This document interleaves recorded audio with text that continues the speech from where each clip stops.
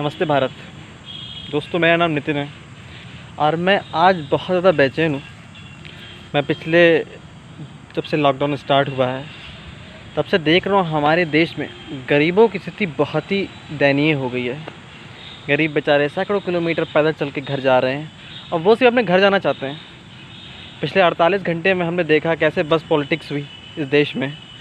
बसें खड़ी हुई थीं, इधर लाइसेंस नहीं है, ये नहीं है, फिटनेस नहीं है, और अंत को बसें भी हमारी वापस चली गई।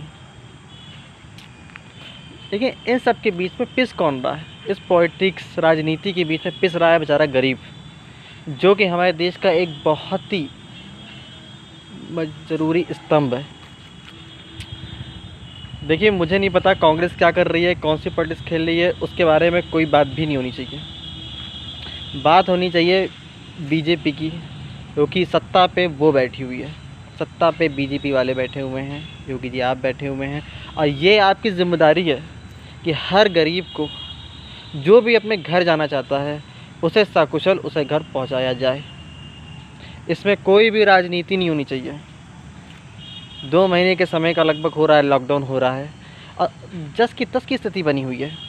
ऐसा लग रहा है हम कुछ कर ही नहीं पा रहे हैं। हमारे पास इतना बड़ा सिस्टम है, पावर है, सोर्सेज हैं, क्या हम उन्हें पहुंचा नहीं सकते हैं ट्रेनों से, बसों से? अरे सब कुछ तो आपके हाथ में है ना सर।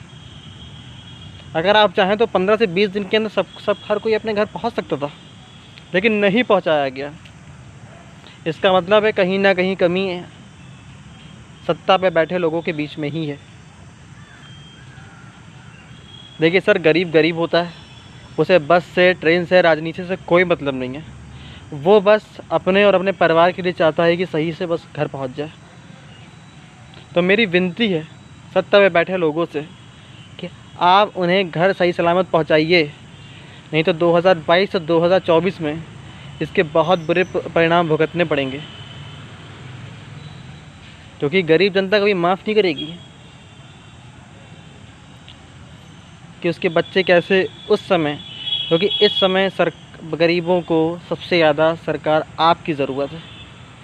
और अगर आज आप साथ नहीं दे पाए तो फिर वो कभी साथ नहीं देगी, और वोट मांगने जाएंगे तो फिर पूछना ही क्या।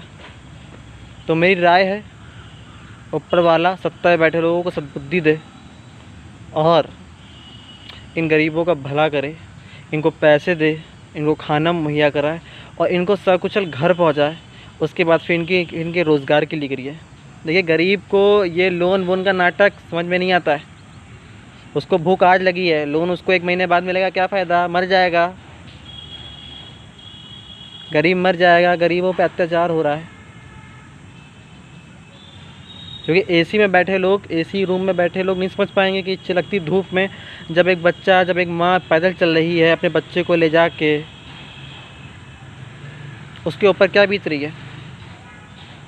तो उम्मीद करता हूँ सरकार को सद्बुद्धि है और वो इन सारे गरीबों की सकुशल व्यवस्था करवाए।